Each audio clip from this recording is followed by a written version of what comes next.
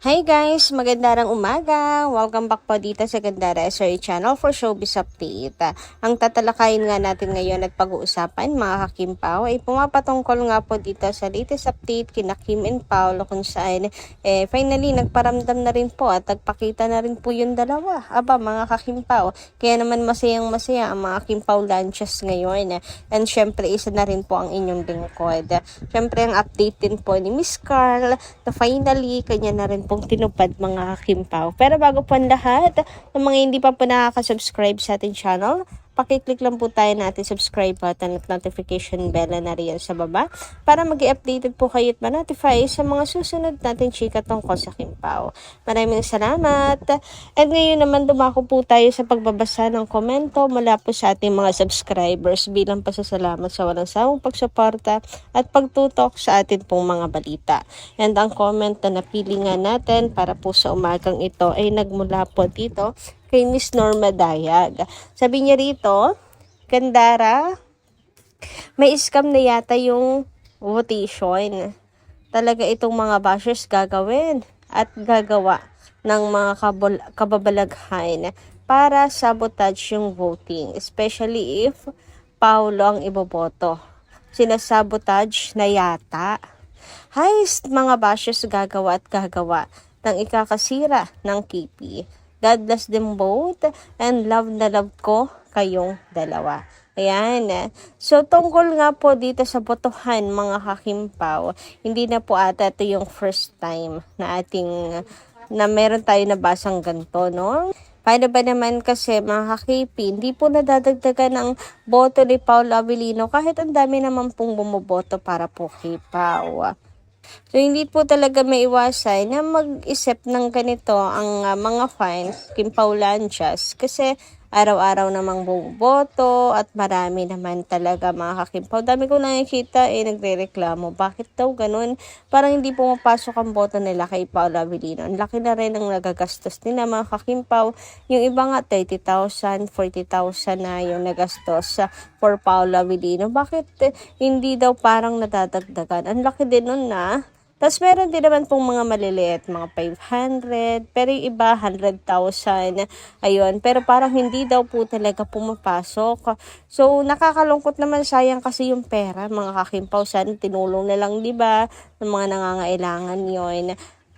Katumbas ng ginagawa nila Kim and Paolo. Pagtulong, 100,000, dami na po nung matutulungan mga kakimpaw. Ganyan yung mga adhikain po nila Kim and Paolo makatulong. And ilan pong fandom, mga kakipi. Yung ibang fandom, meron po talagang charity, foundation, ayun. So, sana dinonate na lang dun, di ba mga kakimpaw? Kung ganyan lang din na parang may parang binubulsa lang din naman yung boto kay Paolo Abilino. Hindi nila pinapasok mga kakimpaw. Parang sa mismong app na siya may problema. Pag yung mga boto kay Pau hindi pumapasok, pero kapag sa kalaban, ang bilis lang. Araw-araw yung kalaban lang umaangat, yung kay Paolo Abilino, sa pabawas pa nga sa halip po na madagdagan, bumuboto naman. Hindi naman sila sabing walang bumuboto kay Pau kasi ang laki na nagagastos ng mga fans, no? 100,000, tapos ganyan. And today is July 13, mga kakimpaw.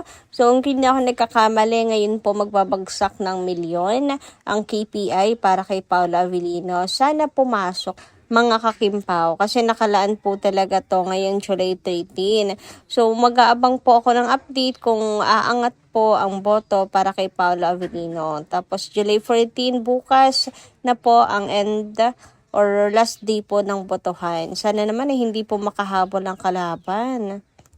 On the last day of voting, mga kakimpaw, hindi po dapat na malaglag si Paolo Abilino. Kailangan na po talaga na tayo po ay bumoto pong lahat para kay Papi. Sa mga nagsasabing gusto pong mag-donate, ayan, pwede nyo naman po kayo i-message sa atin pong page. Pero, yung maliit lang mga kakimpaw ha. Kasi, di ko alam baka mamaya magloko. Tapos, ang laki nung ipapadala.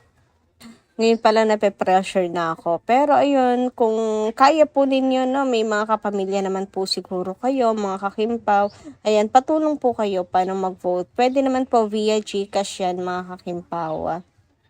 Yung sa abot po ng ating makakaya mga kakipi, kahit 200, 300 pesos yan, pwede nyo pong i-vote yan kay Paula Avellino. Malaking bagay na po yan mga kakimpaw.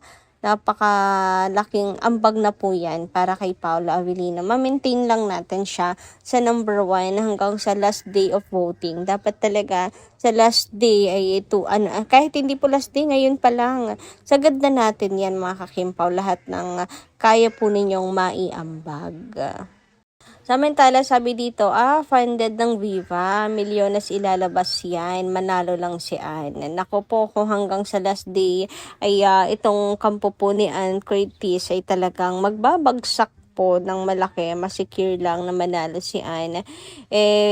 Parang baliwala yung pagkapanalo niyan mga kakimpaw dahil parang binili na lang din nila yung yung award for Ann Curtis ng Viva, 'di ba?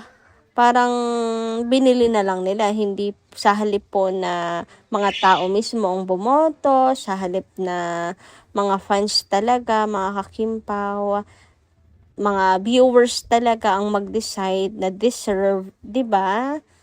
Dapat ganun mga kakimpaw yung kung sino nakikita ng mga taong deserve na manalo, yun dapat ang manalo. Pero kung Viva po ang maglalabas niyan mga kakimpaw at maglalapag, ay parang binili na nga lang din nila yung award. Parang ang naman nun, hindi mo maramdaman yung pagkapanalo mo pag ganun. So sana po mga kakipi, tayo na mga viewers, tayo ng mga fans, masecure natin pagkapanalo ni Pau. Kasi deserve din po ni Paula Avellino. Deserve din naman ni Anne. Pero sana, di ba, hayaan po nila mga taong bumoto kay Anne, mga fans, ganun. Para patas ang laban. Star Magic na hindi po naglalapag kay Paula Avellino, di ba? Samantala, dumako naman po tayo ngayon mga kakimpaw dito po sa update ni Miss Carl kahapon, Sunday. So sabi nga niya dito, Happy Sunday all. So ayan, 2 days to go. Tara, ipanalo natin si Pau. Yes mga kakipi, 1 day to go na lang ngayon kasi bukas na lang to mga kakimpaw, di ba? And grabe naman nga yan sa kapugian, kahit kalahati lang yung kuha, mga kakimpaw. Anyway, thank you so much kay Miss Carl sa pag-update at pagbibigay po sa atin ng ayuda. Pero bakit naman ganun, Miss Carl? Bakit naman kalahati lang? Bakit naman di mo pa binuo? Bakit pabitin? Ano ba yan? Nabibitin tuloy yung mga fans Gusto namin makita yung buong kapugian ni Paolo. Pero in fairness, half lang po ng fish yan ni Pao. Pero ang lakas ng dating, napaka-pogi naman talaga. Uy, mai-inlove ka na, ganyan pa lang. Side view pa lang yan mga kakimpaw. Grabehan naman nga yan. Anyway, same nga po pala sila ni Chinita Princess may update mga kakimpaw sa social medias. Ayan, ito si Paolo sa update ni Miss Carl. Sabi niya, 2 days to go. Samantalang si Kim naman ay day 2 para po sa kanyang House of Little Bunny Beach. So, diba tugma pa din mga kakimpaw? Parehas 2 days. Day 2 yung kay Kim, 2 days to go naman botohan para po kay Paolo Avellino. O, diba? Talaga naman pong nakatadhana ang dalawang itouch. So, finally, ayan, lumabas na rin ang Kim Pao sa kanilang mga lungga. Nagparamdam na rin kahit po magkahiwalay. So, sana sa sunod magkasama naman na po silang tunay mga kakimpaw. Yan, namimiss na rin po natin kasi na magkasama silang dalawa.